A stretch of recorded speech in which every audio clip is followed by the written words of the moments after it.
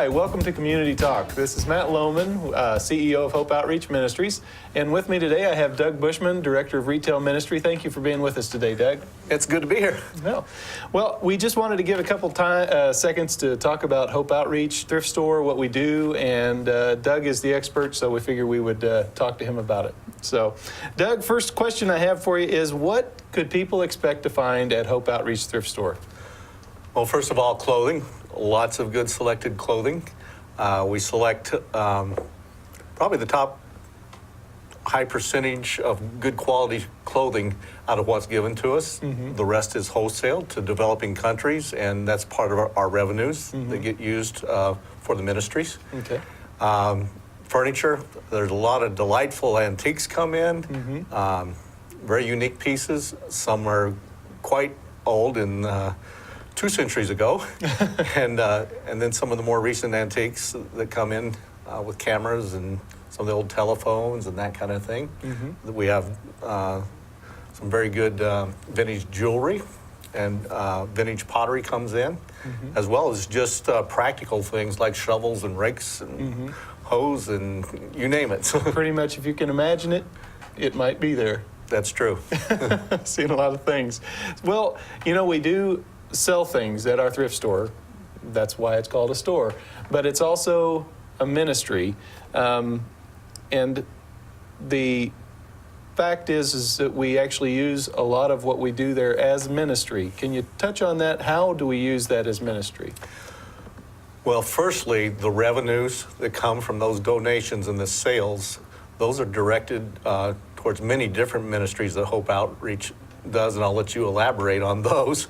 Parenting, homeless, community care, transitional housing, and within the thrift store, there's an employment ministry. We hire those that find getting a job difficult. It might be because they're in substance abuse recovery. They may have a record that keeps them from getting a job real easily, or they may have just be down on their fortunes in life, and they need a break, and they need just a toehold to get a job and be able to progress and actually move on to the next job. But that employment ministry, it's a privilege, I would say, to be at Hope and to help people just grab hold of that lifeline that's thrown to them. Yeah. And it's a privilege to watch them grow. I get I think, in the right kind of pride, I get very proud of our staff that when they grow and they move on, and I hear of great success stories coming from them. Yeah. We also have community care run through the store and community services. Community service is court-ordered service that people can come and work those court-ordered hours off. And the community care, people can come in and earn a voucher for food, clothing, tank of gas, utility bills, that type of thing. Yeah. So they just put in a little bit of the time working whatever we would ask our workers to do, and then we can help them with a voucher towards what their need is. Absolutely. We do ask them to work. Absolutely. And I like to see the pride that people have when they work for those things. That's very good. And they're helping themselves. Their own work is providing for their own need there. That's really a good thing. So at the thrift store and warehouse, how many employees would you say we are able to help with employment on average? Right now, probably on average, anywhere from the 20 to 25 number. It goes up and down with seasons. Yeah. So when we hire somebody in, what are we looking to turn them into a career Hope Outreach person? Generally speaking, no. There are those who have stayed. They care about the ministry, and they want to be part of it, and they want to be part of that revenue flow that helps the community. They know about the ministries that are performed by Hope, and with God's blessing, and they stay there because of that. There are those who come, and it's not a real high-paying job at this point, but it is a start, and many come to us without maybe the proper work ethics. Some come with dire financial needs, but they're able to get that start and move on. Yeah. And then we can give them a good reference for that next job. And I find that when we give a reference and we say they've done well at Hope, they get that next job. that really is a blessing. Yeah. So, are we batting 1,000?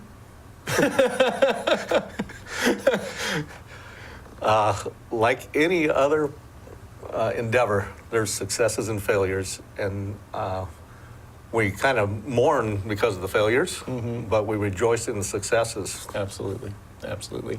And I think one of the biggest things that we see are people who truly want to change and are invested in that change find success, and it's those who aren't ready to change yet until they get to that point still struggle. Even in the interview process, we kind of look for that. Said, are you ready to change? Have you taken that path yet? Yeah. And when they're on that path, then we can provide the structure, at least in the work setting, for them to be successful. Yeah. And though we're not hiring right now, people can still put in an application. We'll be able to look back through those applications. So we encourage people, if they've had a felony, if they're coming out of a drug addiction, even if they find themselves homeless right now, they can apply, right? I would urge everybody not to be discouraged if we're saying we're not hiring right now. Hours open up rapidly. They need to be filled rapidly. And so if that application's on file, that's the opportunity. And all of a sudden you get a call and say, oh, you're really talking to me. Yes, we are. And we're ready to talk. That's good. Hey, is there any needs that we have at the thrift store right now as we're looking for donations, and as people are having garage sales and yard sales, as businesses may be going through old inventory or old equipment, what could we use at the thrift store to be able to help us with the ministry? We can always use good resaleable furniture. It's one of the main revenue sources through the stores, furniture, jewelry. Again, anything that's usable and resaleable, that's good. Those things that tend to be broken in pieces, we basically ended up having to haul them off. So we ask that those don't come. But the one misconception that's there a lot of times is, oh, I've got clothing that has a hole in it or anything like that. We can still use those. We wholesale the clothing, and that poundage, we have fairly high-grade clothing gets donated.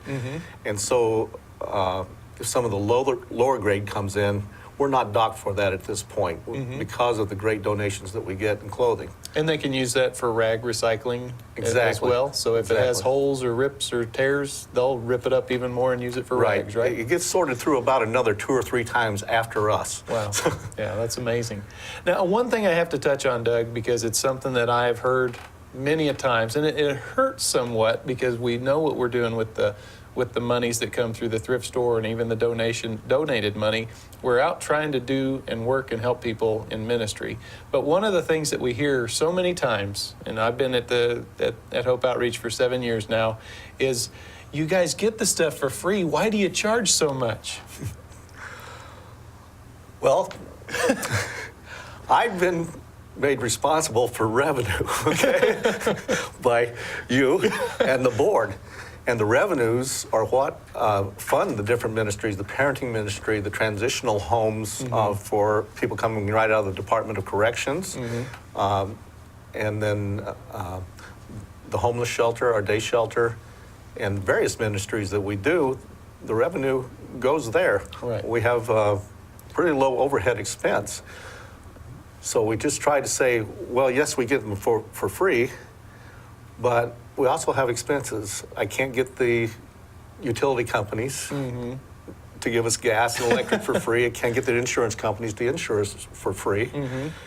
And our workers and don't our work workers for get free. paid, and incidentally, I do too. Yeah. So it does cost, and we do have a general knowledge of what it costs us on the dollar to produce those goods by sorting them out, by having to take some things to recycling and dispose of some of those things, and so we have costs built in. So basically, the rule of thumb is every time somebody touches it, it costs us money. That's well said.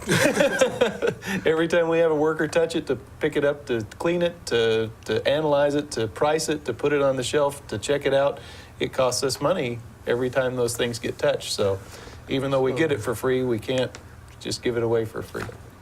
There is a truth to the free donations, and we're very thankful for them. Absolutely. The fact that it costs money to produce them, to put them on the shelves, and get them out of the store and provide that facility is also true. Yeah. We have a lot of people who donate some wonderful things to us. I'm amazed at some of the things that do come through the thrift store, that people are so generous to give. And sometimes those people are generous and they give wonderful things, but they do it after we're closed or on a Sunday, which we're closed on Sunday. That's the Sabbath. We recognize that as the Sabbath, and we stay closed. What happens to those wonderful things and those beautiful donations when they're donated after hours? It's sad. They're rifled through and stolen, vandalized, and a big mess made also. It sometimes takes us an hour in the morning just to pick up the mess that's left from people rummaging through the donations. Mm-hmm. And though we have a donation box, a lot of things are too big to fit in there. Mm-hmm. And I just want to say to everybody, we really appreciate it. We're not putting it down, but if you can make our business hours, that's really great, because it's very sad to see the pilfering that goes on. Yeah. Or sometimes even the rain. It'll be dropped off and it'll be so soaked after that we can't use it either.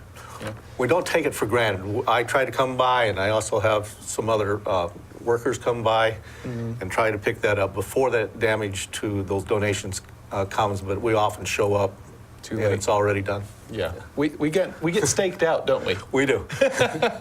They're watching us. Doug, if people want to drop off, when's a good time? During our business hours, from 9 in the morning till 7 in the evening, we have a warehouse that's down the alley just east of us, about a block and a half. That's open. Larger furniture items, bicycles, that type of thing, we take directly to the store, so we don't have to transport the heavy items back and forth. Right. But at either place, you'll be greeted and greeted with a smile. We'll provide a tax form for you if you want to make a deduction out of that. And hopefully it's all happy. If there's heavy things, we'll get people out there and help you get them lifted out of the truck or the sport utility, whatever you might be driving. And those are usually definitely our employees a lot of times, most of the time, community care workers, community service workers, or possibly even just somebody volunteering That's correct. that might be receiving your things. Okay. Big things. Somebody has a garage sale, yard sale coming up, and they know they won't sell everything, and they don't want to put it back in the house. They don't want to put it back in the attic. What can they do with that? Well, we'll come get it.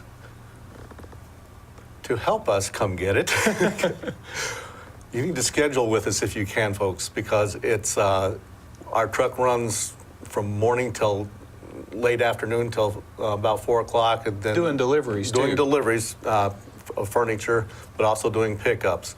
So if we can get it scheduled ahead, that helps us deliver what we promise. Okay, and we try to give a window of time that we'll show up. And so if you can schedule that ahead of time, we'd like to do that. If we get booked up too much, we're going to be honest with you that we're booked up too far ahead, and we need to go to the next day. Yeah. Yeah. And if they could have it bagged and boxed up, the things really helps. The small items really need to be boxed up or bagged, the clothing bagged and off the hangers. Don't have to be stacked real pretty, but just No. just put in a box or a bag, and then we'll be good to go. We'll try to make them pretty. All right. Well, Doug, thank you for coming today and talking with me and sharing about Hope Outreach Thrift Store and the ministry of the thrift store and how it helps us generate the way God's blessed us in the way that this is set up before you and I ever got here. We're just very thankful, and thankful to the community for their support. The donations that continue to come through, the people who continue to shop the thrift store, enable us to be able to minister to our community. Again, Doug, thank you so much for all the work you do. I appreciate our employees and our community so much. I'm Matt Lohman for Hope Outreach Ministries. Doug Bushman, Hope Outreach Ministries. Thank you for joining us for Community Talk, and we look forward to seeing you at our thrift store and our other ministries.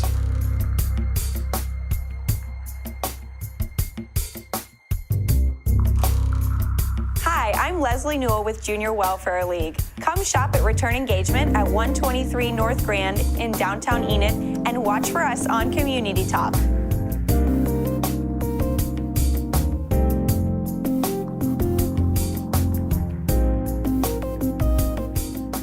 Welcome back to Community Talk. My name is Jennifer Kissling. I am the board chairman of Loaves and Fishes of Northwest Oklahoma, and I'm here today with our executive director, Carrie Sanders. Carrie, tell us more about what exactly is Loaves and Fishes. Sure. Loaves and Fishes is a 501c3 hunger relief charity here in Enid. Our major program is a food and resource center where we operate a client choice food pantry where we're feeding over 800 families every single month. Now, Loaves and Fishes is a little bit different than typical food pantries where we're set up so that we give points based on the number of people in our household, and our clients can actually go through and shop for the items that they're going to take. And that way they only take what they want, what they like, and what they need. It's just a little bit different than the typical food pantry where they're serving a box or a sack of food. We feel like it gives them a little bit more dignity, and they go home with things that they can actually cook for their family. They leave with a variety of different things, including dairy. We have fresh fruits and vegetables, and we also have a large commercial freezer where we give away frozen meat as well. So 800 families is a huge number. I mean, when I think of hunger in Enid, I don't think there's really that many hungry people in Enid. So where is it all coming from? What is the need of hunger in Enid and Oklahoma? Yeah, we were really surprised too. Yeah. So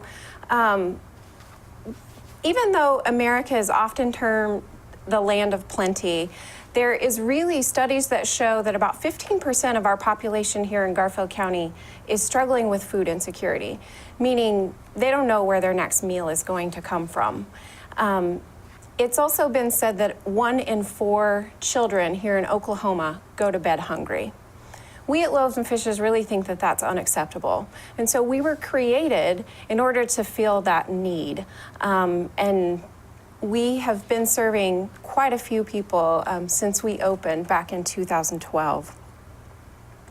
Now, Jennifer, you've been on our board for a really long time, since the beginning, and Loaves and Fishes is still kind of a younger organization. We are a little over 4 years old. But do you want to tell a little bit more about our history and how we came to be here in the community of Enid? Absolutely. I did start volunteering with Loaves and Fishes back in October, or in November, I guess, right after they opened their doors in October of 2012. And the way Loaves and Fishes came about was a group of organized, dedicated volunteers really saw the need for something like this in Enid. They partnered with the Regional Food Bank of Oklahoma to put together a food resource center for rural Oklahoma, and we were the very first one. We are designed to be the most efficient way to hand out food to our hungry neighbors. And beyond just handing out food, we also offer healthy food options and access to that food that a lot of people don't have, just whether it's because of location or if it's because of monetary reasons. We enable them to get those fresh fruits and vegetables. We also are a great resource for our clients to tell them other resources that are available to them in Enid. And that's kind of what we do on a daily basis, still to this day, is what we do each and every day. Mm-hmm. So I wanted to talk a little bit about our increased need in the summer. So it's gearing up towards summer, and at Loaves and Fishes, what we're really focused on right now is making sure that we have enough volunteers and food on the shelf, because we actually have an increase in client numbers during the summer. I know summertime for many people means days out at the pool and summer vacations, and no school, so everybody is really excited. But for kids who are faced with food insecurity, and even their families, it means that they have to provide 2 extra meals per child per day. And where they used to could afford their monthly grocery bill In the summer, it kind of gets pushed, especially with high utility costs with your air conditioner running all the time.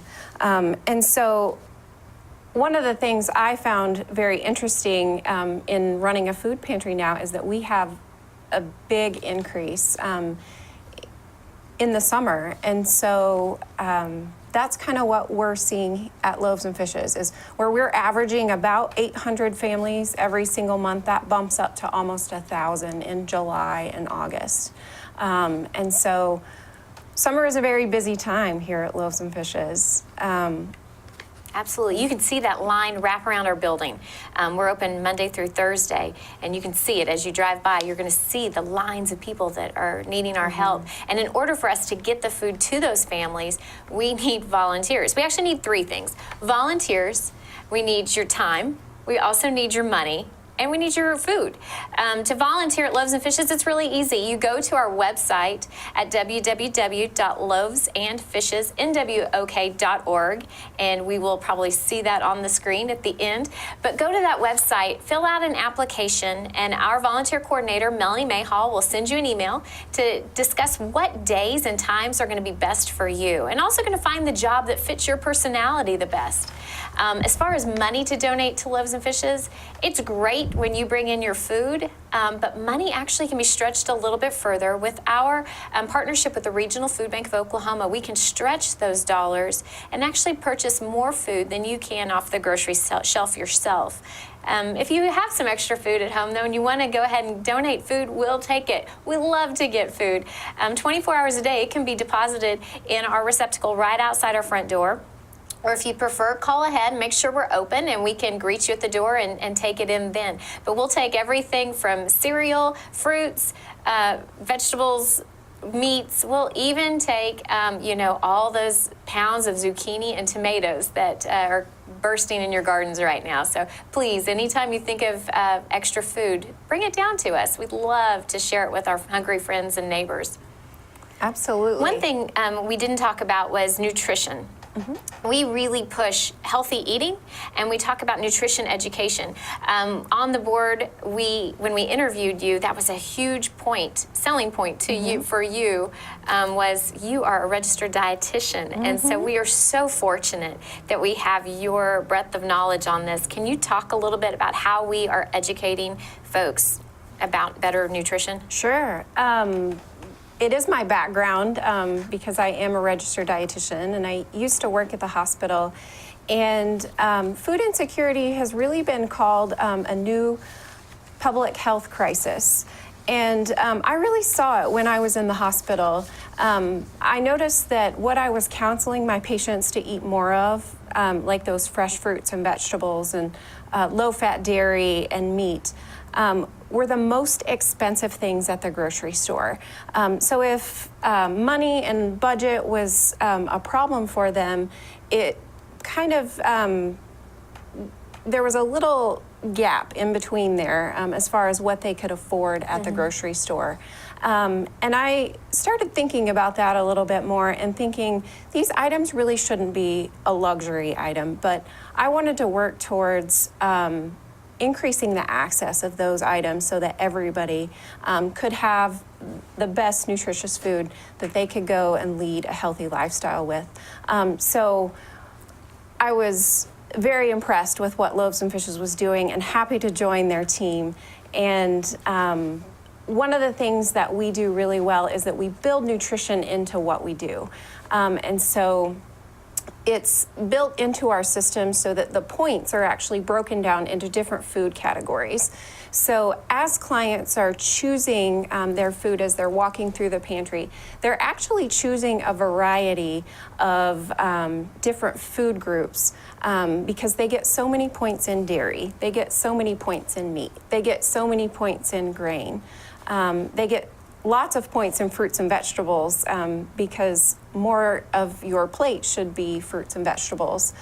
So that when they're leaving our food pantry, we're actually encouraging them to make meals based on the My Plate recommendations rather than them.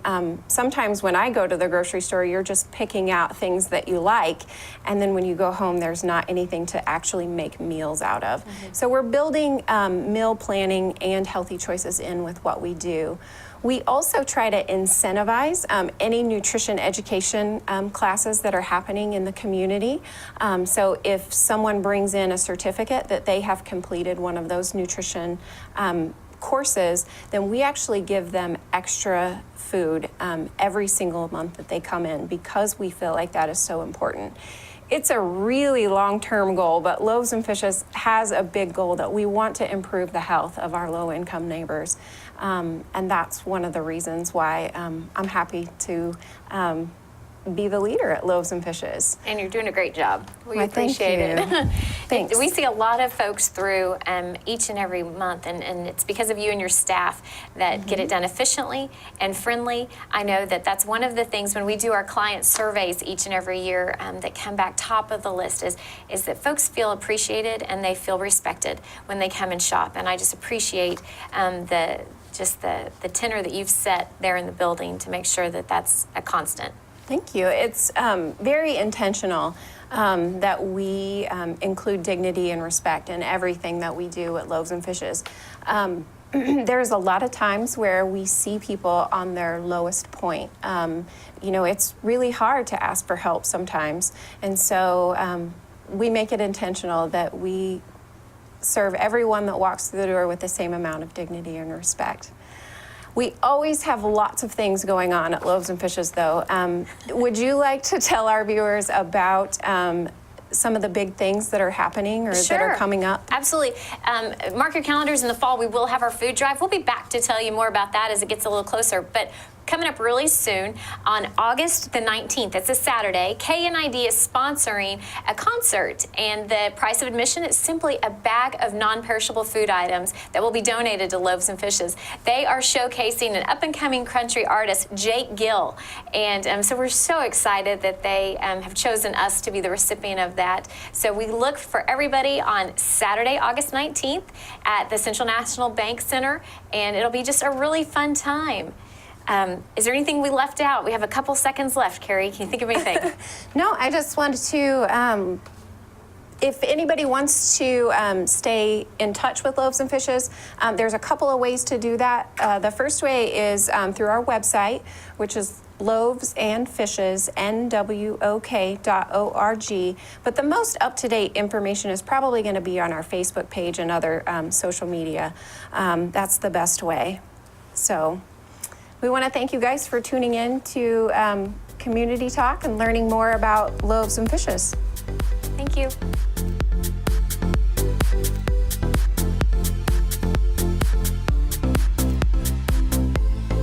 Hi, I'm Brenda Bingham, Blue Star Mother President, Chapter 11, Enid, Oklahoma. We are a 501c3. We send care packages to our troops, and we take donations, and we're at the Oakwood Mall between the Cookie Company and Dillard's. Stop by, say hi, or drop off a donation. We appreciate all that you do. Thank you, and come watch us on Community Talk.